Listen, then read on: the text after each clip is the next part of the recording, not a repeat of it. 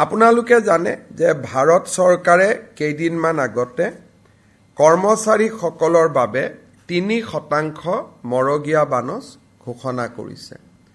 আজি চেন্ট্ৰেল গভৰ্ণমেণ্টৰ কৰ্মচাৰীসকলে পোৱা মৰগীয়া বানচৰ পাৰ্চেণ্টেজটো হৈছে 58। কিন্তু অসম চৰকাৰৰ কৰ্মচাৰীসকলে এই মুহূৰ্তলৈকে মৰগীয়া বানচ পাই আছে 55%। ৰাজ্য চৰকাৰে ডিএ আৰু ডিআৰ পেঞ্চনাৰসকলৰ বাবে আৰু চাকৰিয়াৰসকলৰ বাবে মৰগীয়া বানচ আজি 55%ৰ পৰা 58%লৈকে বৃদ্ধি কৰে।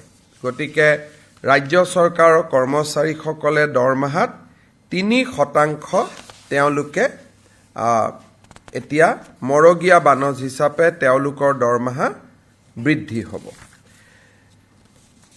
আজিৰ কেবিনেটত আমাৰ নিযুত মইনা আঁচনিখন ৰূপায়ণৰ বাবে 125 কোটি টকাৰ এটা অনুমোদন ৰাজ্যৰ উচ্চতৰ শিক্ষা বিভাগক দিয়া হয়, যাতে অহা 27 তাৰিখৰ পৰা নিযুত মইনা আঁচনিখন আমি ৰূপায়ণ কৰাৰ দিশত আগবাঢ়ি যাব পাৰোঁ।